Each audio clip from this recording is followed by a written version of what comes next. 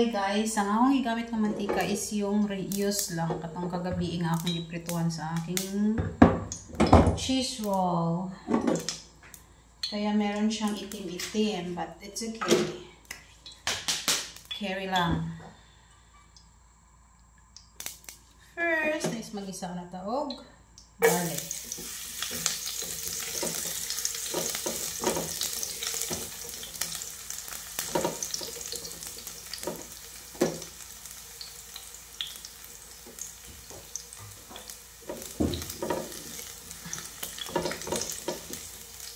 Natin ang onion. And then, isunod ko na ang kamatis.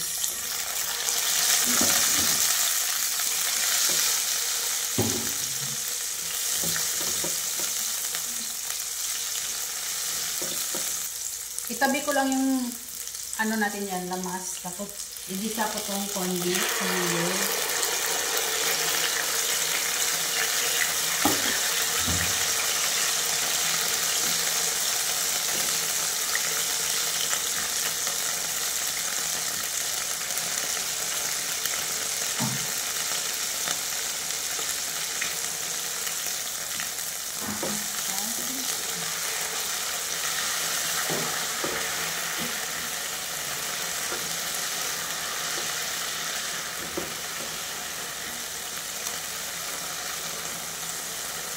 After yung mag-isa guys, tatanggalin ko yung iba para hindi masyadong maano yung lasa ng corned beef. Tanggalin ko muna siya.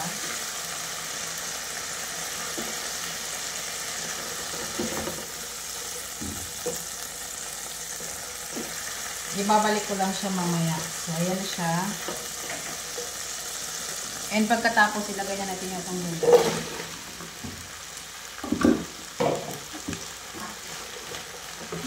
Mekos.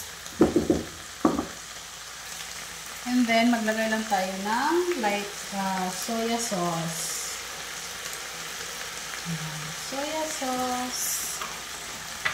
And then, oyster sauce.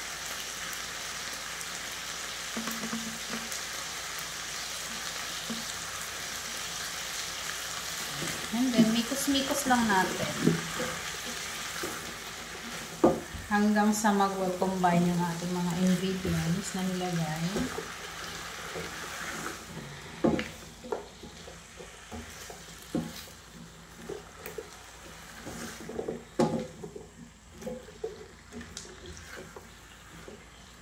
So, yun na siya guys. Takpan lang natin siya. Para lumambot yung ating mga gulay.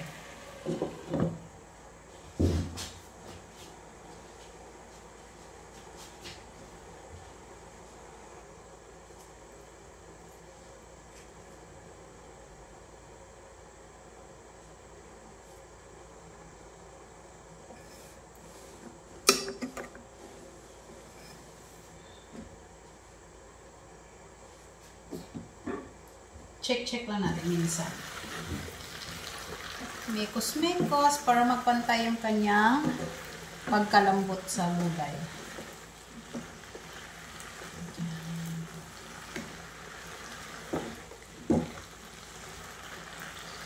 Yung takpan ulit. Ganyan lang siya guys.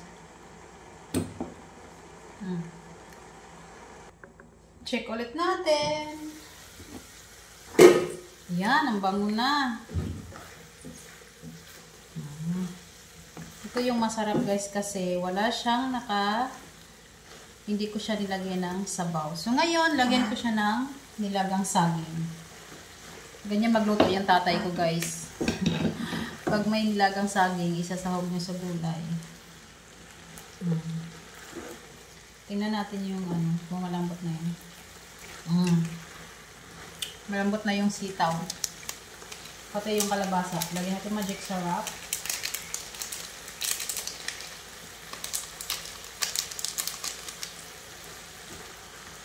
Mekos-mekos lang natin.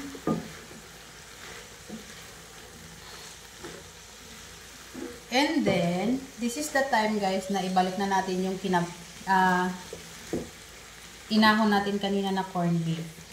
Ayan.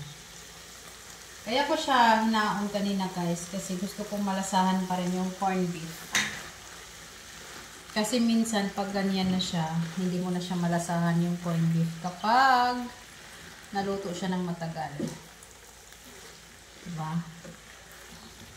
Subukan nyo guys kung anong kaibahan sa naluto ng matagal at saka nung ganito. So ngayon, takpan ko lang to ulit para mag, ano siya, shimmering. Sas, ano, yan.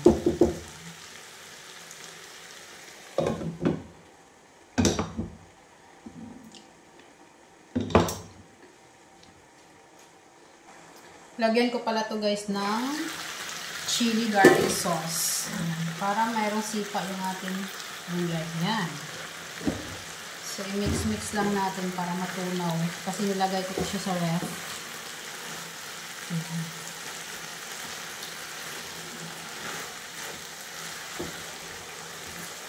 Dahan-dahan na natin yung apoy para hindi siya masunog. Mantika lang yung niluto ko guys. Hindi ko na siya nilagyan ng tubig. Kasi para mas manuot yung lasa ng ating sahog.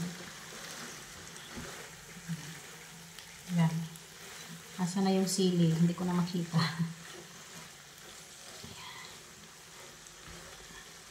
Ay, dito. Yan. Takpan ko lang siya ulit para matunaw talaga yung sili.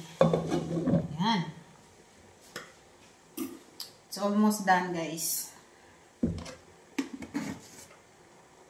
Alright. Let's check again, guys. Yan. Natunaw na ang sili. Ang bango. Super bango. Sarap niya tingnan guys. Oh. Look at that. Look at that. Let's try. Look how this.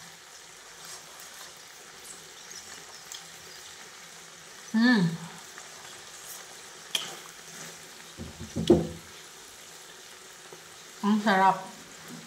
Promise.